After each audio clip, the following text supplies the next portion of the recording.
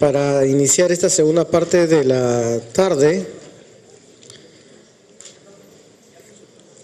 contamos con la presencia de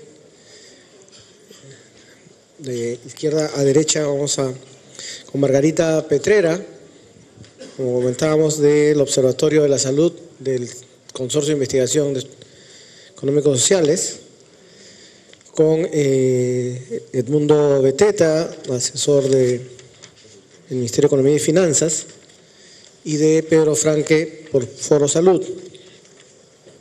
Como está en la agenda que ustedes tienen, vamos a escuchar a cada uno de ellos por espacio de 20 minutos. En tanto, vamos recibiendo las preguntas por escrito para los expositores y podemos irlas ordenando. Entonces, manteniendo el orden que está en la agenda, dejo en el uso de la palabra a Edmundo Beteta. Bueno, gracias al Ministerio de Salud por esta gentil invitación, por el honor de compartir unos minutos con ustedes y hablar durante algunos minutos como a un técnico cualquiera al que estos temas le gustan, ¿sí? Lo primero es que por el rol que incidentalmente me otorga hoy la vida, alguien del Ministerio de Economía y Finanzas debería ser durante 20 minutos alguien malo, alguien que diga que esto no se puede ni se debe hacer.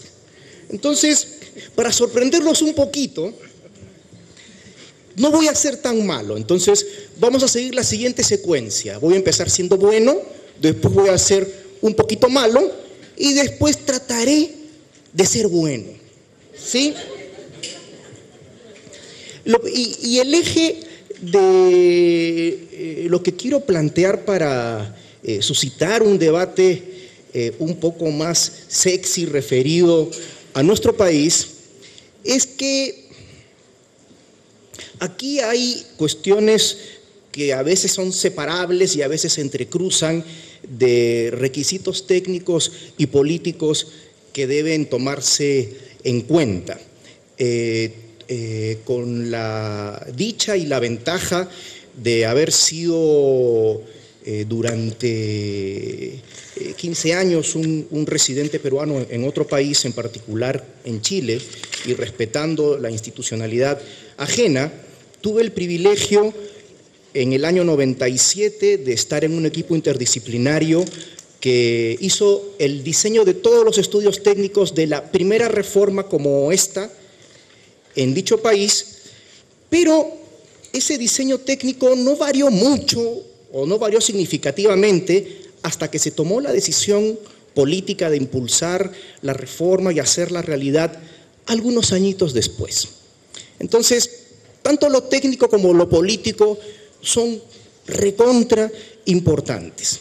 Después tuve el honor también como académico de hacer un estudio de viabilidad política, donde discretamente también entrevisté a muchas personas y me di cuenta de que los que estaban en contra de la reforma no eran solo los malos de Hacienda, también había grupos de interés contrarios en el mismo sector salud. Entonces, el primer tema con el que quiero motivar esta discusión es si para todos los presentes en esta sala y para los que deben impulsar políticamente este proceso de verdad, realmente estamos ante algo bueno y deseable. Para ustedes es evidente que sí, pero no es evidente para todos. No lo es. Vamos a señalar en primer lugar que obviamente estoy de los que creen técnicamente que esto es bueno. Y esto es bueno, conceptualmente hablando, por una larga lista de razones que no necesariamente han sido explicitadas no necesariamente han sido explicitadas en un país como el nuestro, que aún no ha tenido en algunos aspectos de política de salud el suficiente desarrollo institucional. Primero, es recontra obvio, es el primer capítulo de mi curso de Economía de la Salud en la Maestría de Economía de la Universidad Católica, que hay una relación probada estadísticamente entre salud y crecimiento económico en las dos direcciones. Es decir, desde salud hacia crecimiento del país, es decir, con todas las ganancias que eso implica en competitividad, en tener gente más sana y productiva, y también al revés, que el crecimiento económico nos debe llevar a impactos en mejoramiento de la salud. ¿Sí? Y estas reformas son una oportunidad para aprovechar esas complementariedades, esas relaciones causales, como lo diría un técnico, y hacer que las cosas buenas ocurran más rápido. También es cierto que es un cambio radical desde la perspectiva de ser ciudadano, de ser peruano. En este caso, tener derechos explícitos. También es una ganancia en lo ético dar en el futuro la sensación de que el sistema de salud, además de proteger correctamente a los ciudadanos, permite integrar o resolver un poco esta sensación de que hay peruanos de distinta categoría, porque ya les han explicado antes que son los sistemas de salud segmentados, el nuestro también lo es, ¿sí? Y avanzar en una lógica en la que esa segmentación se reduce es algo deseable desde la perspectiva ética, y también es deseable, nuevamente hablaré como economista, desde la perspectiva de las ganancias de eficiencia que todavía no se han vislumbrado lo suficiente. De manera simple, cuando los sistemas están segmentados, no solamente hay personas que no tienen acceso a nada. En el Perú, más o menos 40 y tantos % de la población no tiene ningún seguro.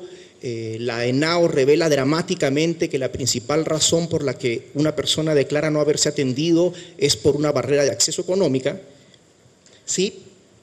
Y eso ya sería muy motivador, pero también lo es el hecho básico que se enseña en los cursos de economía internacional, que lo que hoy tenemos en el Perú es algo así como tener como paisitos diferentes dentro de un país.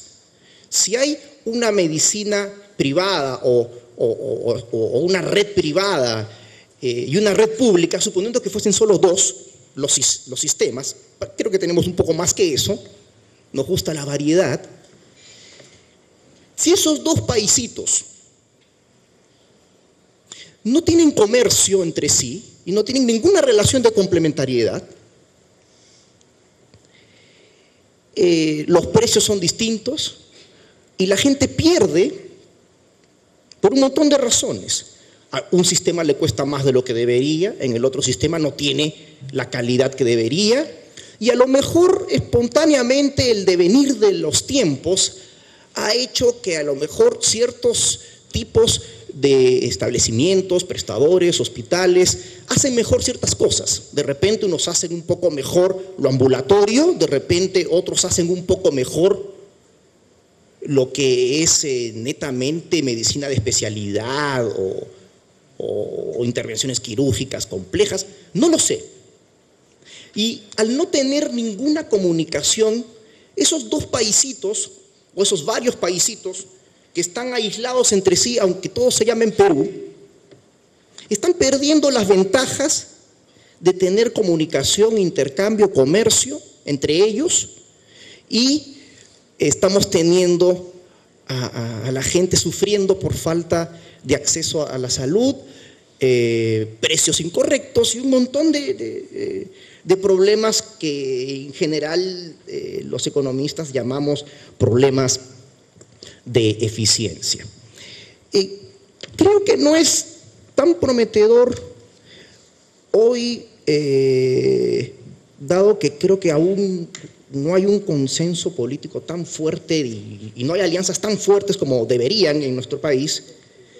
Creo que no vale la pena discutir si es solamente un PEAS priorizado o si es más universal como en Uruguay. La discusión filosófica sigue existiendo y yo estoy en el lado de los que prefieren los racionamientos explícitos y promesas que se pueden cumplir versus hacer promesas que no se pueden cumplir, a menos que efectivamente haya un compromiso político como el que parece existir en Uruguay para cumplir la promesa completa. Y además,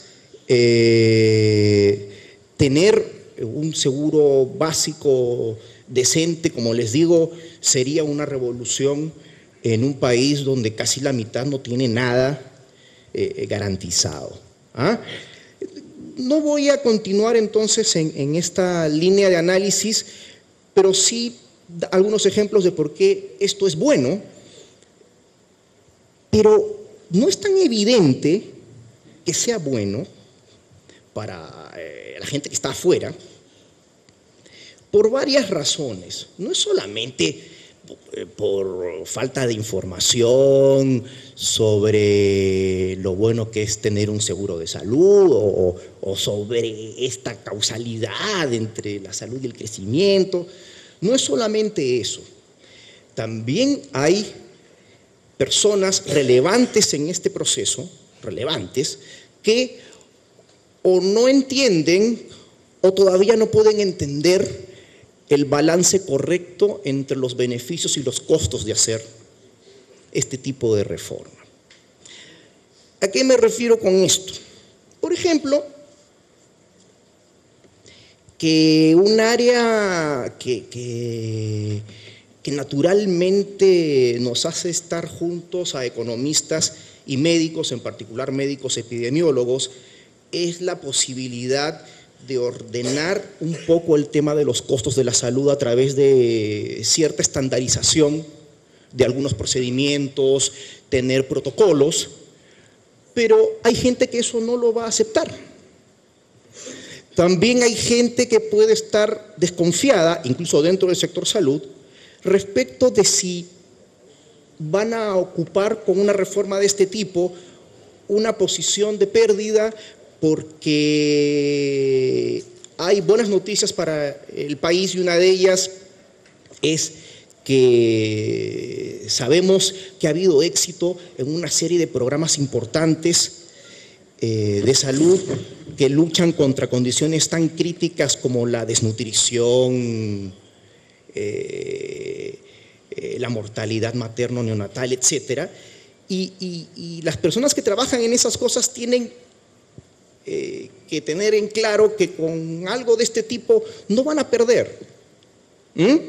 Y a lo mejor no es tan evidente porque este tipo de programas han sido exitosos y han marcado la asignación de los escasos recursos que tiene el sector. Quiérase o no, es así y hay que dar un paso siguiente en el sentido de diversificar lo que el país ofrece y no es trivial hacerlo. Va a haber resistencias dentro del sector. Ahora, ¿cuáles son, en segundo lugar, un segundo tema que me interesa destacar en general, las preocupaciones de la cultura en lo ideológico? Cuando no se entiende una reforma de este tipo, donde hay que discutir un montón de temas como cuánto se incorporan a los privados, y son temas de futuro claves, va a haber siempre un sector que va a creer que esto es una estatización de la salud y hay otro sector que la va a estigmatizar porque la va a considerar el primer paso hacia una privatización. Esa discusión en Chile creo que fue importante en algún momento y retrasó una decisión que era correcta en lo político. Pero ahora entro al área chica de las típicas preocupaciones de un funcionario de un Ministerio de Economía y Finanzas o de Hacienda.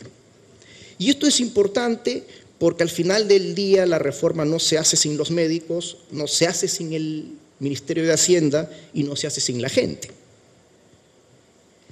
Las preocupaciones básicas de cualquier funcionario bien intencionado en Hacienda no solamente tienen que ver con las reglas básicas de disciplina fiscal. Ese es un punto, sí, y desde esa perspectiva puede suscitar temor que esto signifique pasar a un esquema desbordado del gasto para cubrir a personas que nunca tuvieron nada, aunque sea con algo básico. Y no tiene sentido hablar de cifras, pero hoy hay una diferencia significativa entre lo que aparentemente se necesitaría por persona para el PEAS y lo que actualmente está por persona recibiendo el sistema público de salud. Y ese es un tema crítico. Crítico porque, en primer lugar, no estamos seguros de cuánto cuesta realmente financiar esta reforma. ¿Y por qué no estamos seguros? Primero, desde la cultura de un funcionario típico de Hacienda o de presupuesto, esto de hablar de seguro alude sin duda a la incertidumbre. Entonces hay una primera resistencia del tipo, oiga, como funcionario de Hacienda, ¿esto implica que vamos a perder certeza sobre el monto de presupuesto del sector? No es trivial que acepten de inmediato que sí se pueden hacer predicciones más o menos creíbles de los montos de gasto, que de repente se pueden crear fondos especiales para las enfermedades catastróficas como ocurre en otros países. Todo eso tiene sus problemas, no voy a aburrirlos con esa historia, pero volviendo al punto que quiero destacar, en la cultura de un funcionario del MEF es importante este tema y hay que tratar de convencerlo de que se tiene certidumbre sobre costos razonables de avanzar en la dirección del aseguramiento universal. Segundo, también en Hacienda, en esta cultura, en el Estado peruano estamos acostumbrados a financiar lo de siempre. Y no es trivial dar el salto y decir, ahora quiero un mix donde se reconoce que el Perú ya no es solo un país de enfermedades infectocontagiosas, sino que también hay catástrofes y catástrofes de salud que te hacen muy rápidamente pasar a la pobreza en cuestión de minutos. Que hay una volatilidad tremenda en todo eso que se llaman los logros económicos del país, pero volviendo a la cultura de un típico funcionario de Hacienda, también conviene quedarse en el pensamiento inercial, financiemos lo de siempre, y bueno, el sector ha estado recibiendo más recursos para una serie de programas estratégicos que están haciendo cosas bastante interesantes, muy bien diseñadas por salud. Entonces, ¿para qué más? Es una legítima pregunta. En resumen, no los aburro, no es trivial aquí lograr que